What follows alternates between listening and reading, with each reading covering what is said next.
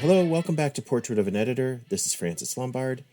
First, I need to apologize to Andy Khouri for the delay of this podcast. We recorded it a while back, and somehow I managed to devise a number of excuses to delay releasing it. One good reason for taking my time on this is that I think Andy delivered a great interview that explains some of the core reasons for why I do this podcast. Over the course of 3 hours, he described what it was like for him to join DC Comics editorial staff. If you want to experience one person's journey as a comic book editor, this multi-part podcast and its addendums are precisely what you need. Enjoy. Andy, welcome to Portrait of an Editor. Going back to your origin story as an editor, you started at Comics Alliance, and I've had other people come out of Wizard, other people who became editors. They got their start in reporting on comics, either at Wizard, I think maybe somebody else at Comics Alliance. But I guess the first real big question I have for you is, what is it about reporting on comics that leads to a career in editing?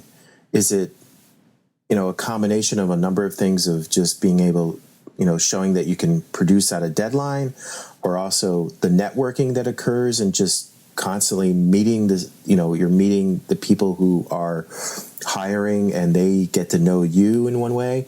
How do you translate a reporting on comics and doing reviews to becoming the person who actually makes the stuff?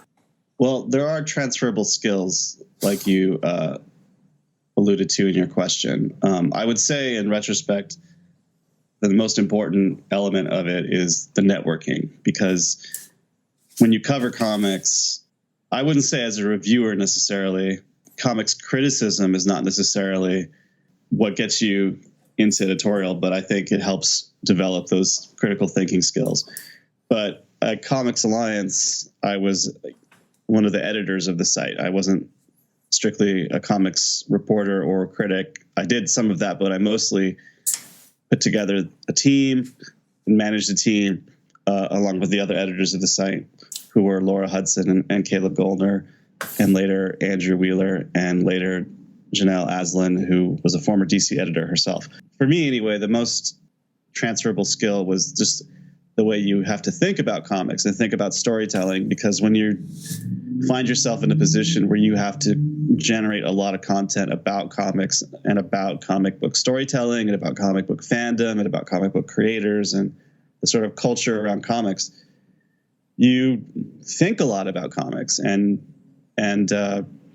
do a lot of processing about comics, and you find yourself talking to a lot of people who work in comics and studying comics and studying what comics mean to you and mean to other people, and you just sort of can't help but, because you just have to do it, because you have to. The internet deadlines are far more punishing than the comic book deadlines, and you sort of find yourself in how Tom Strong was raised in that gravity pod where it was he had to grow up in with 17 times Earth's gravity or something, so that when he came out, he was he could do everything at a higher level of efficiency. Yeah. It's that's kind of what it was like. I would never go back to doing that kind of work because it was so stressful and so difficult, which is not to say that making comics is not stressful and difficult, but it was just a whole other level of anxiety and pressure. And when DC moved out to the LA was when the idea of me becoming a comic book editor became sort of something I had considered for the first time.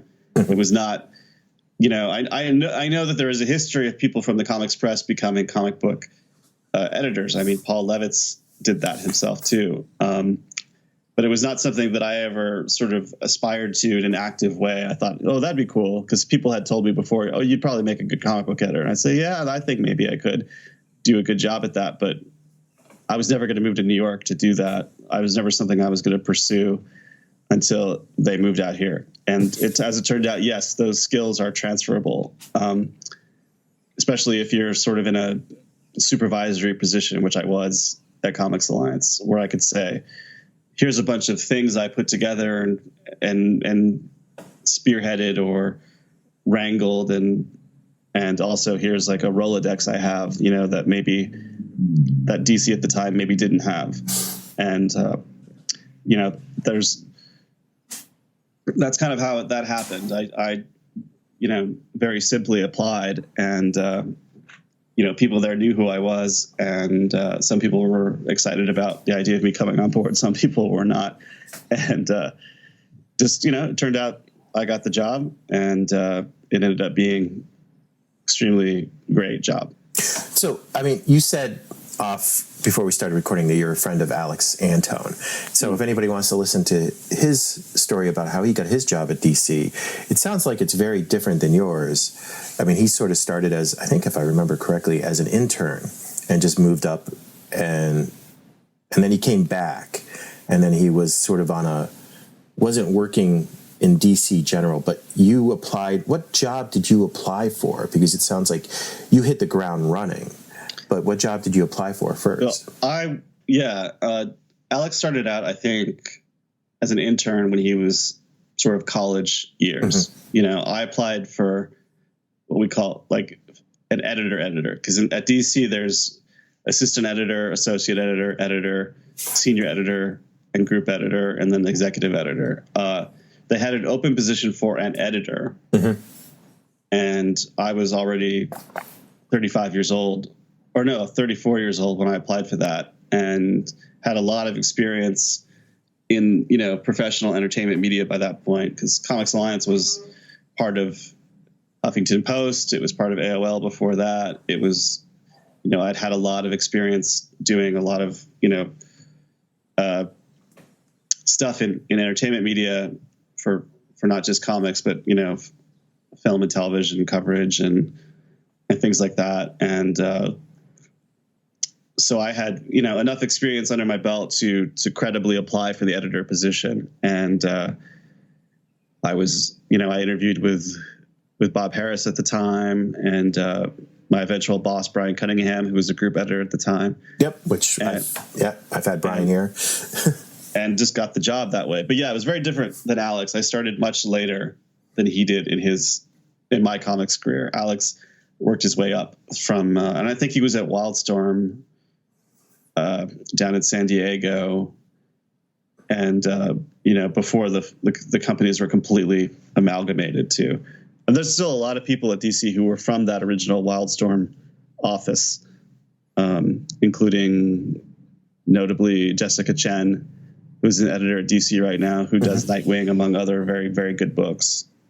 She started out, I think, in production at Wildstorm.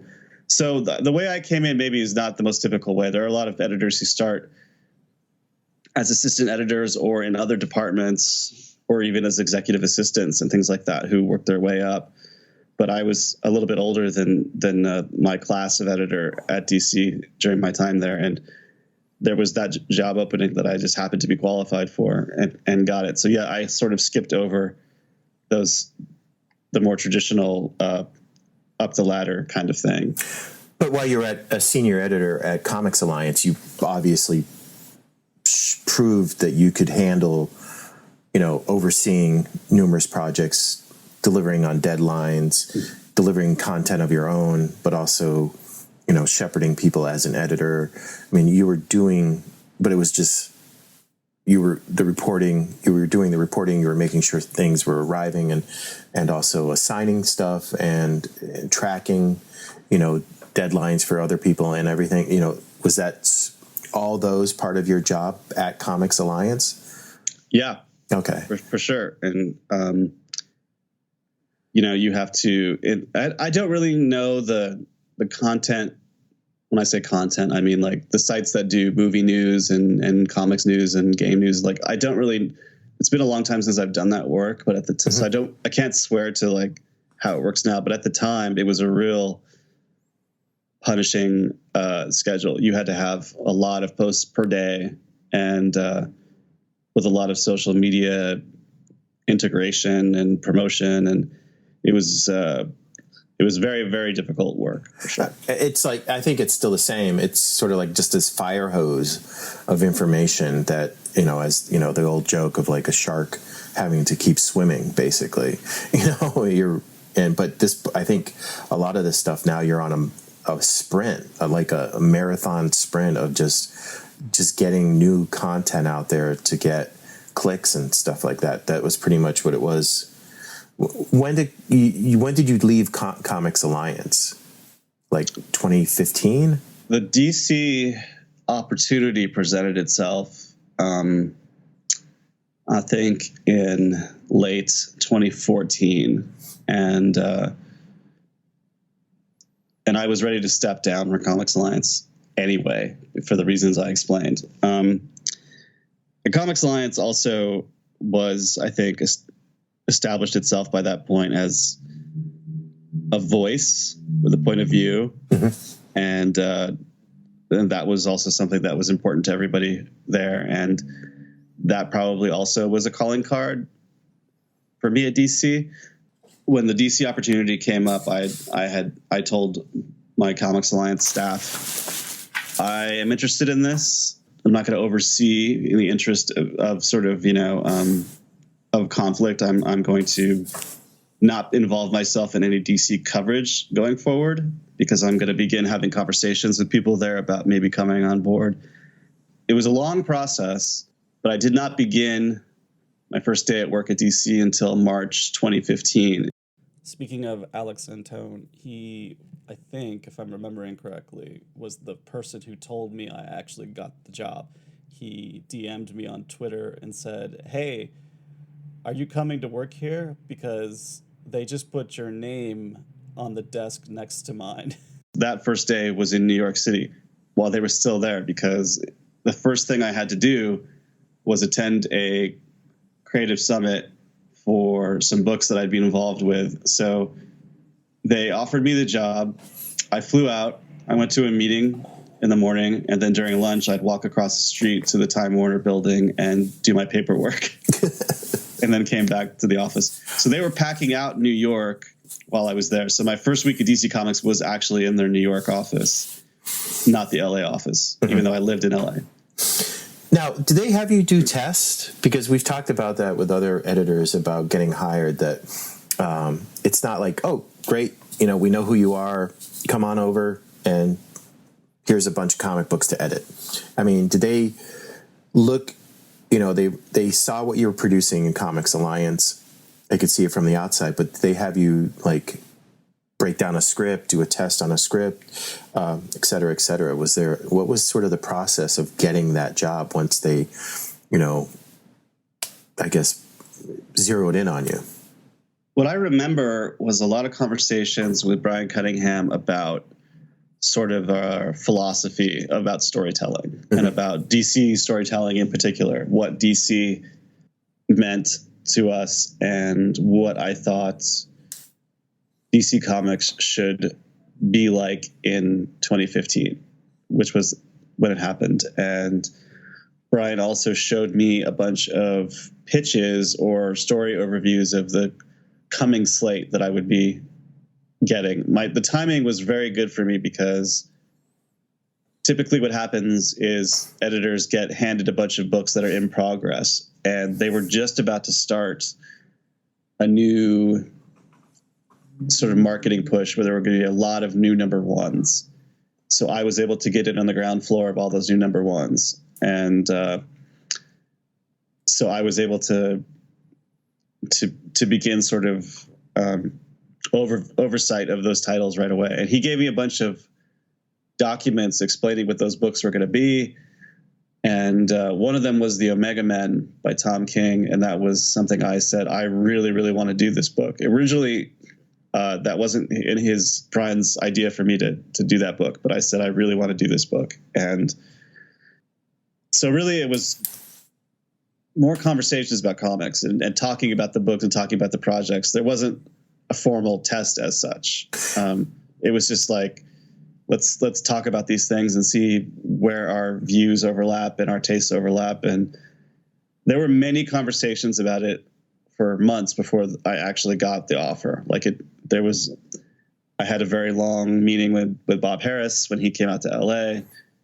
When I say long, I mean like hours long. Like there was, they don't give you like a sample script or something to break down and give notes on. It's because as I've said to people when they ask me about these like sort of editor skills and things like that, like you'll get that as you go. Like you'll figure out the best way to do those things as you jump in. It's really more about, are you the sort of person who can do this job and adapt quickly to, changes on the ground and conditions on the ground rather. And are you the sort of person who has like a point of view that fits in with the goals of the staff and the goals of your immediate boss? And, do you guys get along? It was very formal while also being very informal.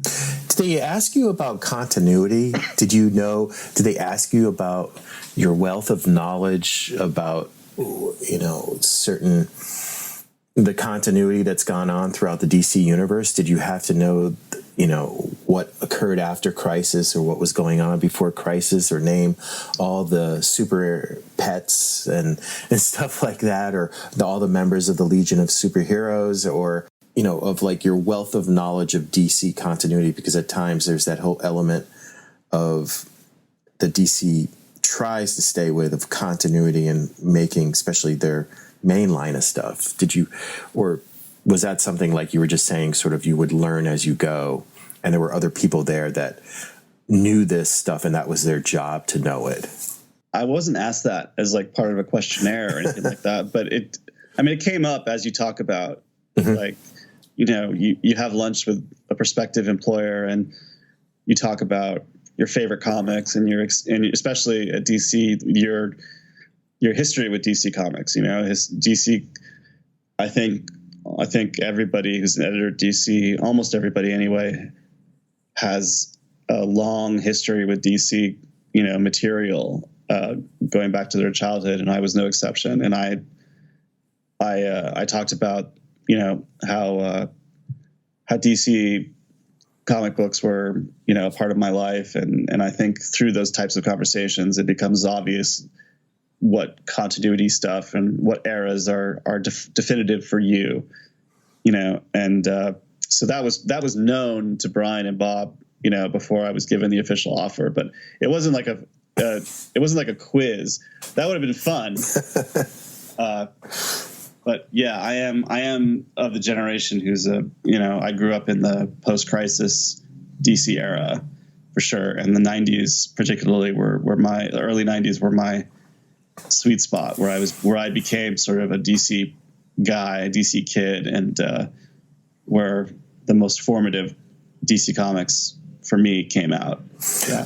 So you knew that, like that comes up in conversation. And I would say things like, oh, I love this creator or this take, and I would love to invoke this, or use this as a basis to build something new on, because at the time I came to DC, they had just wound down the New 52 branding. Yeah, I never had a DC book that said the New 52 on the cover. All my books started right when they decided to stop doing that. So it was sort of an exciting time where there was a lot of feeling around to see what the next vibe was going to be, if you like, because there wasn't really a, specific plan in terms of like, this is what the line's going to look like and feel like. And with respect to continuity or aesthetics or anything like that, there was room to play, especially with the books that I was assigned, because I was assigned sort of lower tier or mid tier books that are kind of a sweet spot depending on the kind of editor you are. I like doing those because there's a lot more room to play there. Because if you're, and this goes for any, I think, corporate job, is if you're working on a project that has a lot of eyeballs on it, you're going to get a lot of scrutiny. Mm-hmm. And that goes both ways. If it's really, really popular or really unpopular. But if you're right in the middle, you get to do kind of fun, weird stuff like Omega Men, Well, that was one thing, like Alex, calling back Alex's interview too. We spent a lot of time talking about how he liked being, on the second tier with Titans and some other books that he had, that you seemed to get away with things a little, or the scrutiny wasn't there. So you could have some fun. You could, and do things or change characters, or it just seemed like you had a little more wiggle room to try things out. And I think it sounds like that's a sweet spot for you too. Absolutely. Particularly in that era of DC. It's very different now because management has changed since Alex and I were there.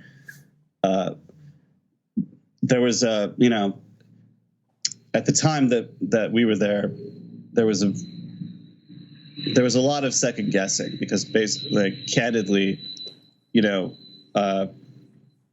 sometimes you could run afoul of the vision of the bosses, on a book.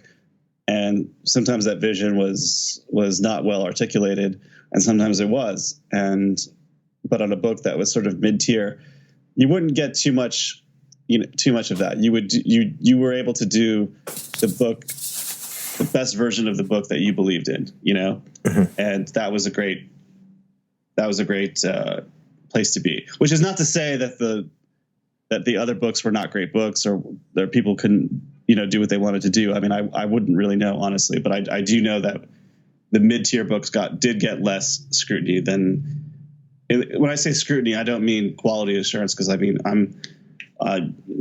that's something that has to happen, and you want things to happen like that. But just less sort of, I suppose, I'm not sure what the right word would be, but would it be like you wouldn't have a crossover, or the seasonal crossover start in one of your books unless you would be asked to the party later in the game, kind of thing, that you might have to throw whatever plans you have up, put any plans on hold, or I don't know. I'm not talking about the quality, the quality of the books at all. It just seems just a little more creative freedom in a way. I think you did have more creative freedom, or at least I did. Like I know during my time at DC, creative freedom was not, a problem for me. Like I felt very creatively free to do quite a lot of stuff on my DC books. Other editors on other books might have different experiences. It just depends on your book, and it depends on whether your book was how really it's just how the bosses considered your book and considered its role in the line. And it's I'm not trying to be coy or evasive. It's just sort of hard to explain if you're not there. It's an interesting time back then, because as it's been reported in the last few months, or maybe a couple months back, about what happened with 52, is that it started off really hot. I think there was a vision at the beginning, and then once the book started hitting stores and getting reaction, for me as a fan, I was interested. I'm like, okay, there's a lot of jumping on points, and at the end of the day, I'm pretty much a DC guy. I think I went over to Marvel for a little while and then came back, and DC seems to be the only superhero publisher I really track nowadays. I was looking forward to, 52 seemed like an interesting thing, and some of the books were the combination of characters or bringing back characters or takes on characters seemed to energize. They energized me. I was like, whoa, I can't read all these. There was so much. But then the reporting that I've read is that it sort of, they lost hold of the threads. And in 2015, when you came on board, it seemed like, what do we do next? Because with some of the people I've talked to over the years about superhero publishing, you need to have an event. You need to have I think Dan DiDio even said it, every 6 years, you need to redo these characters. And around that time, it was probably a little earlier than they expected, but it seemed like it was time for another, I don't know, jolt of energy into these characters. Tell me if I don't know, was it that period where they were like, what do we do now after 52 has sort of done its thing, run its course? It's hard for me to say exactly because I wasn't part of the New 52 team. I came in sort of in the aftermath. And as I said, the books I did, my first books to come out the gate didn't have the New 52 branding on it. It was sort of a... What were those books? The first books I did were, I mean, they were part of, if you remember, the marketing for those books was DCU, YOU. And those included Omega Men, Rob Williams' Martian Manhunter book, the Constantine book with James Tynion and Riley Rosmo, and Ming Doyle, the Dr. Fate by Paul Levitz and Sonny Liu. If you remember the Dr. Fate with the hoodie, you know. Well, those were really shaking up the characters. I mean, especially the Dr. Fate. But Omega Men for you was, I mean, very political. It was sort of a really, you know, as if you've read it, I read it a while back, and it, you know, King was really trying to ask about, you know, what is a rebel, or, you know, what is, you know, where did the politics and social aspects of overthrowing the status quo, if I remember correctly, of what the Omega Men were all about and what they were doing. I mean, there's some deep thinking and deep thematic stuff happening in Omega Men.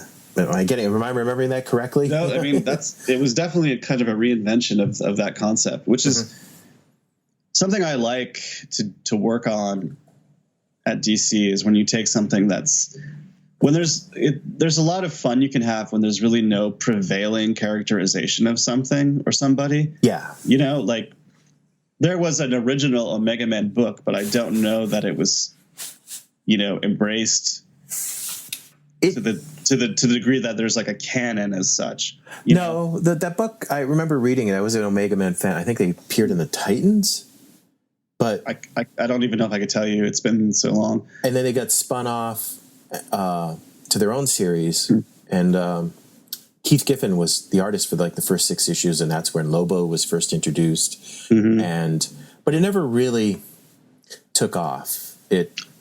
After they spun out, I think there were great supporting characters, and at the beginning, people were really curious about them. But the series never really, had hardcore fans and support. And I think they would come back every so often, but they never really, had a successful, a huge long run of continuity and stuff. So what you guys were trying to do with the Omega, what you were doing with the Omega Men was great. It was great. Thank you. Like those are the kinds of things that are really fun to do because, as I said, there's no like prevailing vision of the Omega Men in fandom's imagination. So you have a freedom to sort of propose a new one, and people will accept it or they won't. That's fun to do for sure. But to answer your question about what's the new jolt at DC, that was really Rebirth.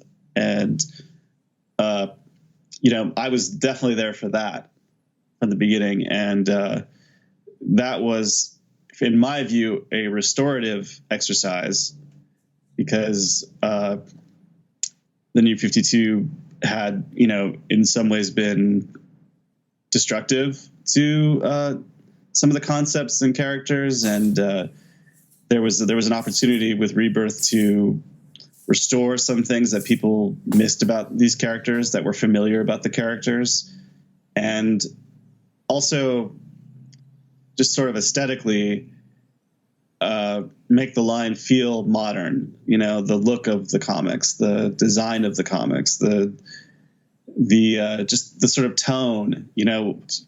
The trick when you're doing DC Comics, and I'm sure it's the same for Marvel Comics, is how do you make things feel both new and familiar? Yeah. The sort of crass metaphor I've always used for what we do as superhero comic storytellers is it's a lot like fast food. Like if you go to McDonald's, what's on the menu, what you like, and it's always going to taste the same. Now, sometimes they'll have something sort of exotic and new that you'll try out, and you might like it, and you might add that to your sort of rotation of things that you get when you go to that restaurant. But if you show up one day and everything's completely different, you're probably just going to be like, well, I'm not going to buy any of this because it's not good for me anyway. So I saw Rebirth as an effort to sort of rebalance things, because I think things had become, the menu had become very foreign, I think, in my opinion, which is not to say that the New 52 was, there were a lot of good books in the New 52 and a lot of good work was done. But I do think that Rebirth was needed to sort of, to make a version of the DC universe that was more familiar. And I think if you read the DC Universe Rebirth book that Jeff Johns wrote, you will see that in a pretty explicit way. Yeah. And so I think it's fair to say that. And that was the most fun time for me as a DC editor, was feeling empowered by Jeff to, for example, I was doing the Green Arrow book, and we could have Green Arrow and Black Canary together. We were not, allowed to do that for many years. And that is a core relationship between two characters that, readers really responded to for many decades. And it was just somebody's decision that they couldn't do that. I disagreed with that decision, and I was glad to be able to reverse it. And that's the end of part 1 of my interview with Andy Khouri. As a bonus, here's the first addendum. I really couldn't find a spot to drop it in during the main conversation, but I also thought it was great information regarding Andy Khouri's career. One of the biggest changes in the comic book industry was DC Comics' move to Los Angeles. In this addendum, Andy details what it was like to start at DC during that time, the people he first met, and how it all led to him co-editing the recent Batman Black and White. I had mentioned it taken a long time for the process. Alex, along with Jessica Chen and some other Southern California-based editors and staff, were sort of a skeleton crew at the LA office before the move from New York was completed. And I spent my early weeks at the company with them, and they remain good friends now. And that was a really interesting time at the company for me, because the first person I saw when I walked in to the LA office was Jeff Johns, who I'd known just from, being in the business. And he showed me to my desk because I didn't know where to go, because my bosses, my immediate supervisors, Brian Cunningham and Bob Harris, weren't there yet. They were still in New York. So I was sort of a satellite editor for my group. The other editors in my group were still on the East Coast. But I was really, really fortunate because some very key people in my life happened to be in the building at that time. And one of them is Mike Carlin, who most of your listeners probably know was the executive editor, basically, i.e. editor-in-chief of DC Comics for many years in the 1990s, and who was the group editor of the Superman books during the classic Superman stories of the 90s that everyone knows, the death of Superman, the reign of the Superman. Just a really important figure in the history of DC Comics. He, by this point, this would be 2015, early 2015, was the no longer in the publishing arm. He was the creative director of animation. I believe that's still his job in sort of what was then called, maybe still called, Creative Affairs, which is the sort of media oversight division of the company. He works with Warner Brothers Animation on all the DC things that you see and has for many years. And he is such a great guy who used to just on his own walk up to editorial. We were on the 3rd floor, and just sort of walk around and just say, "Hey, how's it going, everybody?" Like, making himself available to a lot of us younger people. And I really availed myself of him. He has given me so much great advice on the job and, navigating the industry, and storytelling advice, and also just anecdotes and stories from the past about creators who I have grown up reading, and and just always approachable. Many times over the years, I'd go down to Mike's office, just knock on the door, and come inside and put my feet up and just ask him to tell me sort of war stories, or I'd tell him what's going on. Or if I was, working on a story for one of my books, and I wanted to, pitch it to him, see what he says, he was always available for that. And that is so invaluable, especially to someone, I think, of my generation. And, maybe me especially because of my history with DC, which is pretty involved in a way, in a kind of spiritual way, because I you mentioned I was an LA native, and that's true, but I was born here in America, but I only lived here for a couple of years before my family moved overseas. And I grew up mainly in Southeast Asia, and I didn't live in the US until I was already a 10th or 11th grader. And during the time I was overseas, what are sometimes called expatriates or third culture children, which is like something my mom says because she read it in Newsweek or something at the time, you feel sort of disconnected from your sort of motherland, I suppose. And a lot of American kids in that situation sort of gravitate to the pop culture of the US in a way that is sort of like grasping for some sort of connection, because you just sort of feel like you've missed a class everybody else took and you're behind. So I grasped early to American comic books because they were something that felt American and sort of quintessential, and getting into them made me feel like more American, if you will. And so one of the first comics I could remember buying was in a newsstand in Singapore. It was a John Byrne Superman comic, and I still remember the exact one. And it was a cliffhanger, and I never found out what happened for another 25 years. But DC Comics was a big part of my sort of American identity. And when I moved to the US eventually, the comic book community and the comic book scene and fandom was where I found a home, socially and culturally. And, I still have really close friends who I met in that sort of nascent internet community that built up around comics and DC Comics specifically. Of course, Mike Carlin's output was a big part of what drew me into that art form and those characters. And another person whose work was huge for me was Mark Chiarello, who I was really lucky also still happened to be at DC Comics when I got there. He had made the move from New York, which I didn't know. I didn't know if he was still there or not. There was a lot of uncertainty in terms of who was coming and going during that move. There was a huge turnover in staff, which is why I, had an opportunity to interview in the first place.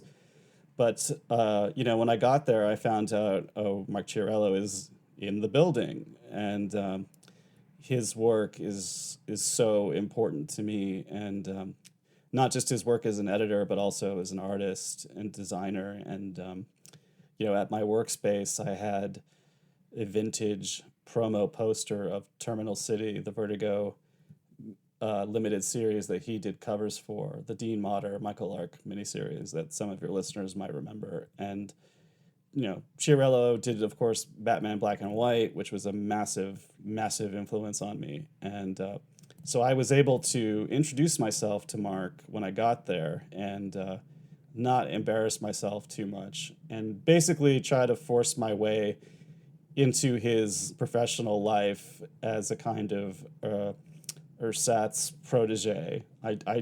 I wouldn't presume to call myself a protege, but I definitely wanted to be a Chiarello protege. And he's someone who now I am very honored to call a friend. And I was, of course, really, really unhappy when he left the company. The Batman Black and White miniseries that we did after that between 2020 and 2021 was edited by myself and Ben Abernathy and Dave Wilgosh. I was involved with that basically by their grace. I knew they were developing a new Batman Black and White and I really wanted to be involved. And I just, went to Ben, who is the group editor. It is the group editor of the Batman line. I told him what the book meant to me, and I told him a little bit about what I just told you about, the way I grew up and my connection to DC and to the work of Mark. And he was extremely gracious, and he and Dave allowed me to come on. And I, between the three of us, we kind of edited a third each of that 6-issue miniseries, which I think I can safely speak for them. That it was very important to them to honor the legacy of what Mark had invented with this anthology, which has always been to kind of spotlight the vanguard of comics at the moment it's coming out. Mark's original one was, I think, very much the vanguard of comics in the 80s and 90s up to that point. And Mark did another miniseries several years later, and we did ours about 7 or 8 years after that, which I think, when you look at the roster of people, we tried to be ambitious and make a statement about who are the cutting edge artists of this moment, as well as people who were sort of just, some oversights of the past. I think we realized that some people hadn't been in previous black and white Batman black and whites who should have been, and we made sure to take care of them there as well. But that was definitely a career highlight for me, and a great honor to be allowed to honor Mark with that work. And and it was I was very nervous telling him, we're doing this, and he was very, very supportive. And he also gave me some feedback later about he'd read it, and that was great to hear that he'd read it, and he gave me the stuff he liked and didn't like, and that's great too, because it's there's certain people who you just respect so much that even getting criticized by them is sort of a, you feel like, oh wow, like I'm even like in a situation where I can be criticized by this extremely talented and influential person.